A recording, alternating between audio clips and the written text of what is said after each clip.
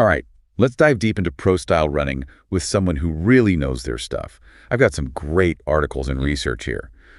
I am so ready to unearth some of these secrets with you. Get ready because we're about to explore how the pros train, eat, and even think, and how all of that can apply to you. Sounds great. I'm excited to dig into this with you. Me too. One of the things that really stood out to me right off the bat was just how different the training approach is between elite runners and, well, the rest of us. It's almost like they're playing a different sport. Huh. For example, the pros really seem to embrace those low-intensity runs, while so many of us, I do get stuck in that moderate effort zone.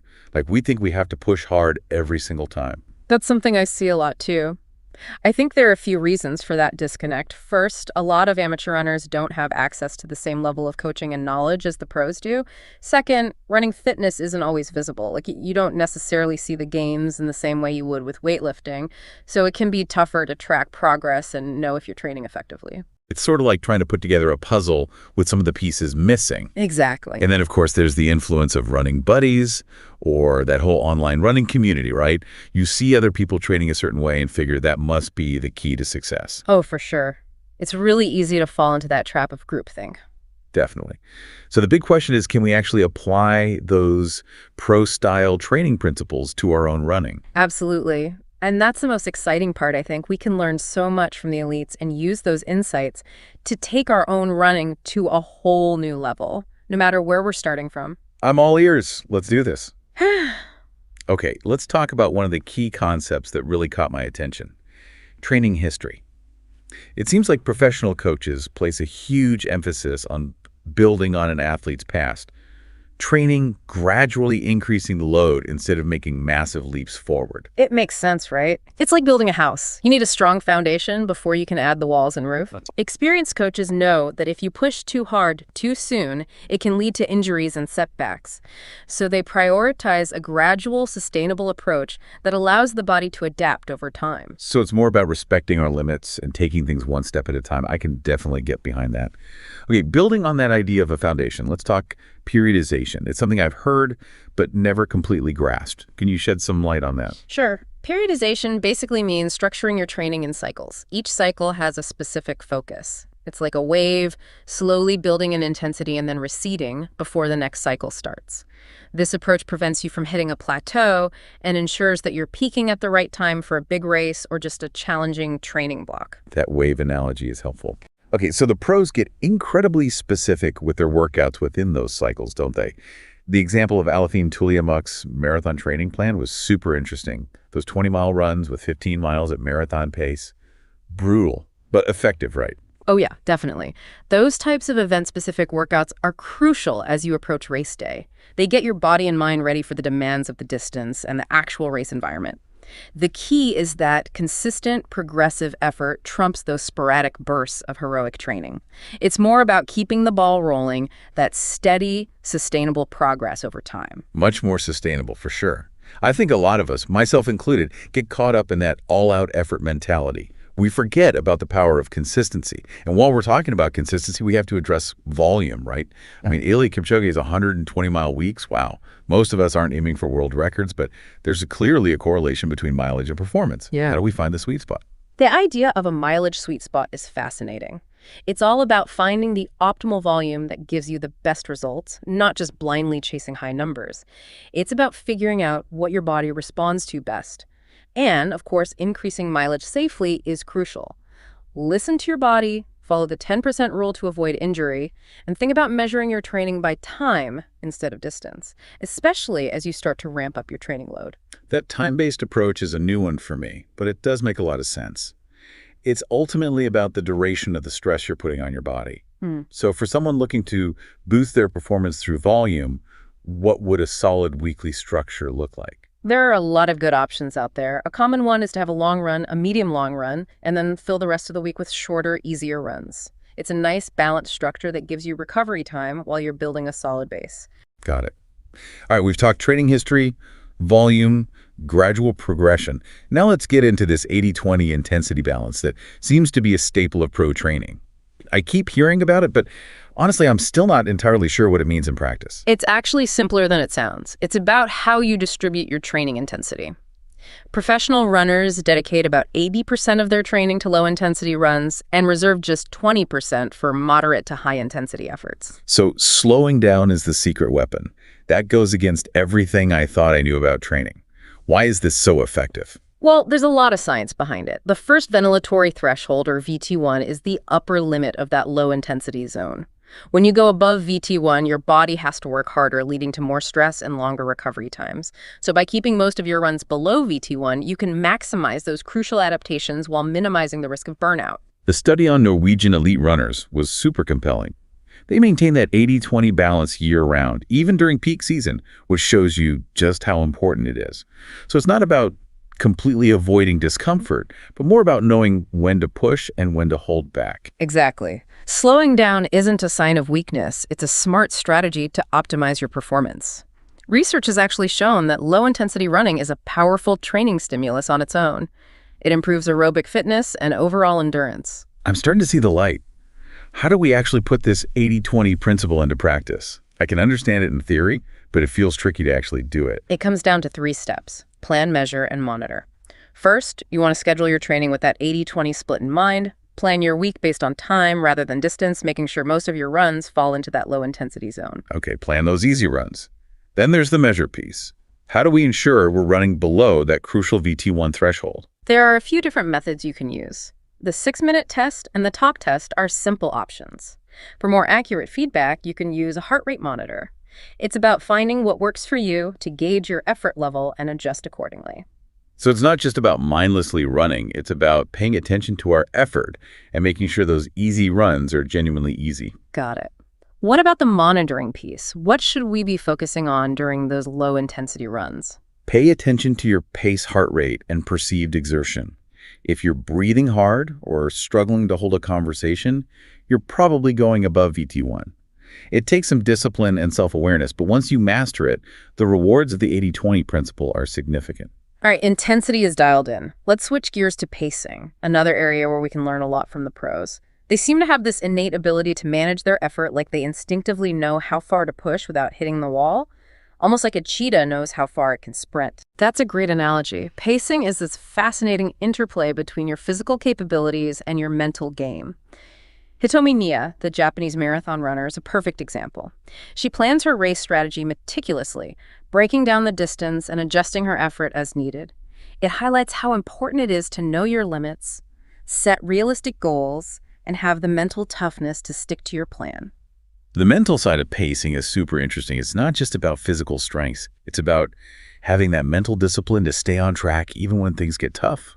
And experience seems to play a big role in developing that pacing intuition, doesn't it? You're right. Research suggests there's an internal feedback mechanism in our bodies that sort of guides us toward that optimal effort level.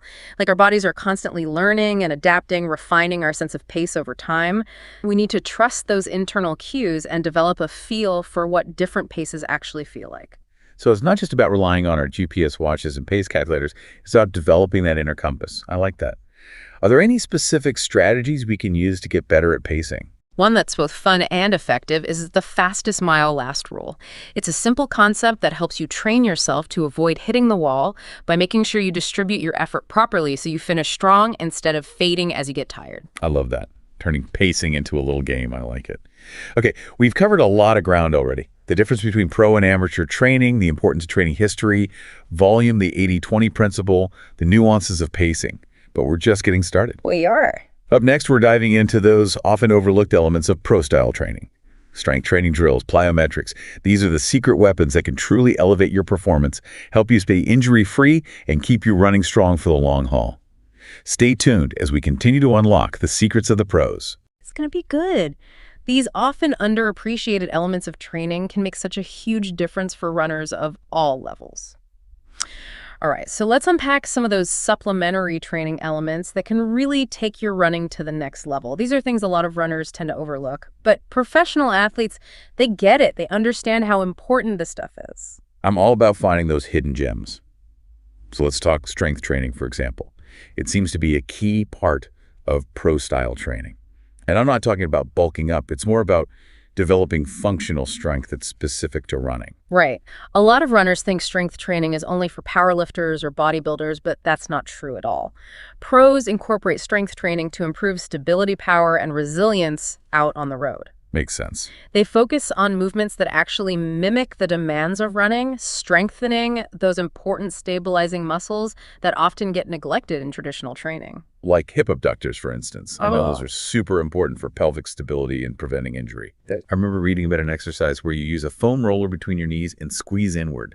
Simple, but it really activates those muscles. Exactly. And it's not just about isolated exercises either. Professional runners tend to do a more comprehensive strength training routine that works the whole body as a system.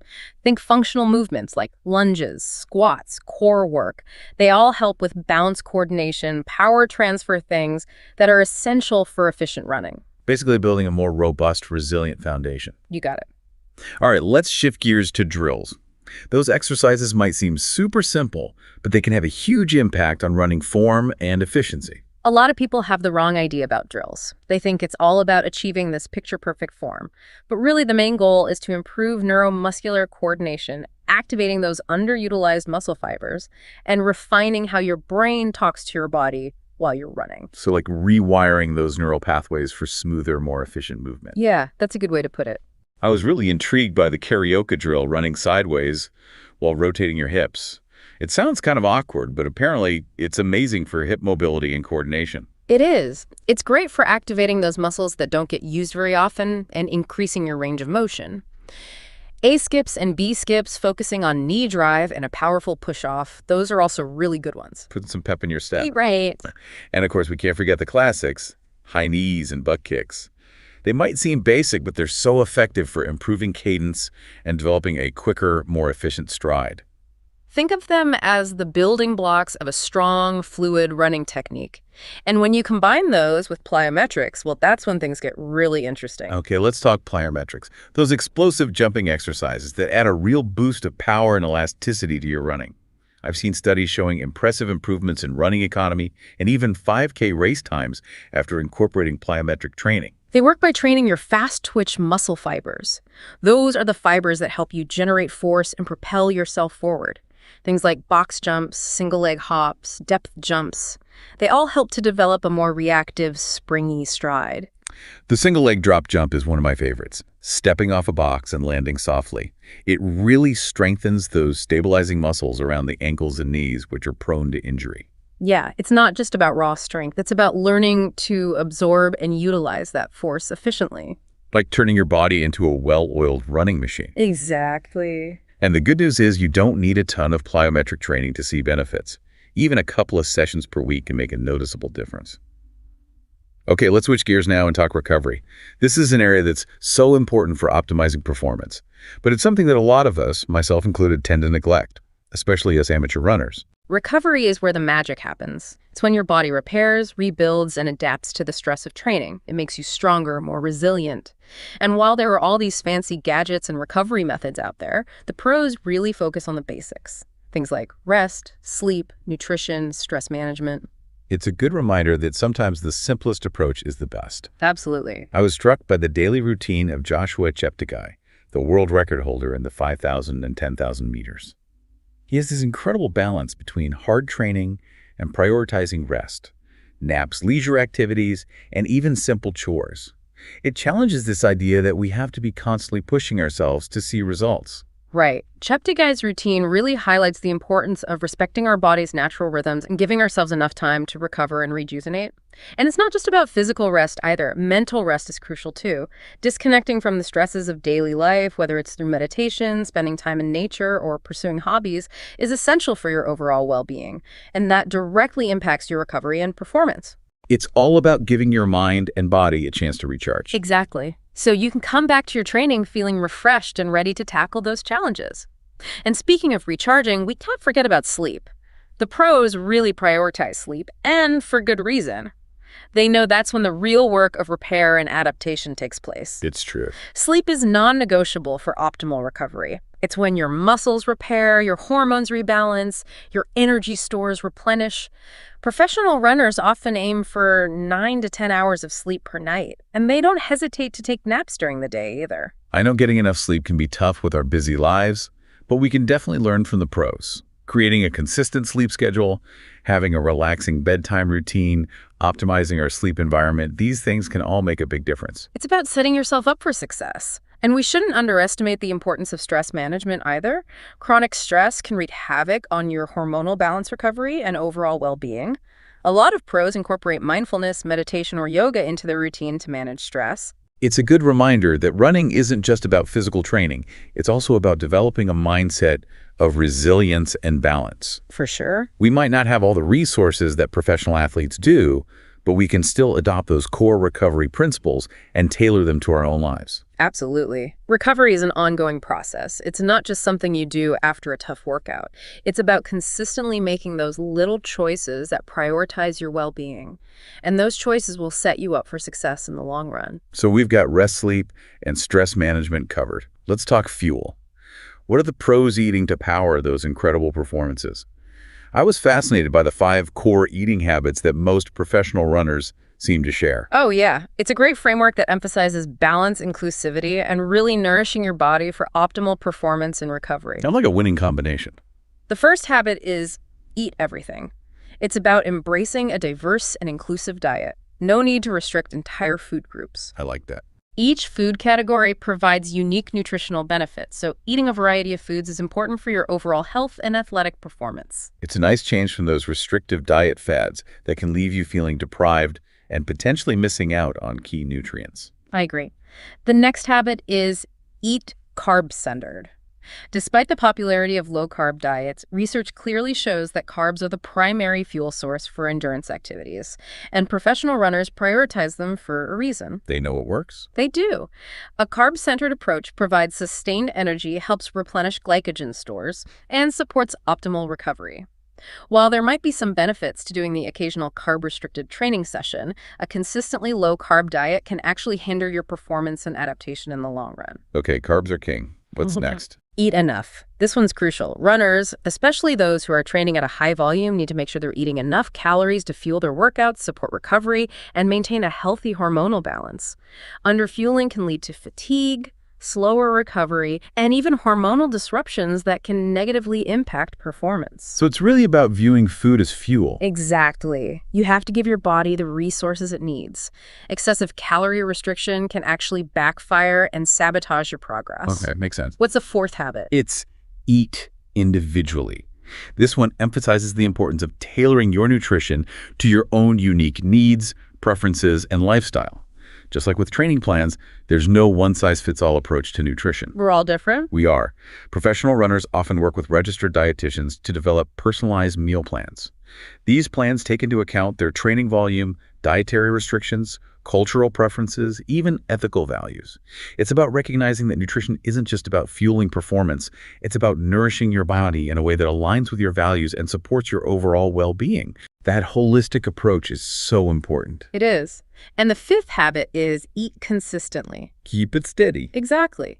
Professional runners understand the importance of fueling their bodies regularly throughout the day. They don't skip meals or go for long stretches without eating. They prioritize pre-workout and post-workout nutrition to optimize energy levels and support muscle recovery. It's about creating a consistent pattern of fueling that supports their training demands. Stephanie Bruce's story was so inspiring. For those who don't know, she's a professional runner who has celiac disease. She turned her dietary restrictions into a strength by working with a nutritionist to create a plant-based meal plan that met her unique needs and helped her achieve some incredible results. That's a perfect example of the power of individualized nutrition and seeking expert guidance when you need it. It just goes to show that you can overcome challenges and achieve your running goals by making sure you're fueling your body effectively. Okay, we've covered physical training and recovery in depth. But as we've touched on throughout this deep dive, running is as much a mental game as it is a physical one. So for our final segment, we're going to explore the psychological side of running. We'll delve into the mindsets, strategies, and mental frameworks that can elevate performance and help you navigate those inevitable challenges that come with training and racing. Stay tuned as we unlock the power of the runner's mind. Welcome back. Let's explore that often overlooked aspect of running, the power of the mind. I'm ready to unlock those mental secrets. One thing that stood out to me was just how important mental toughness is for peak performance. It's not just about having strong legs and lungs, it's about having a strong mind, too.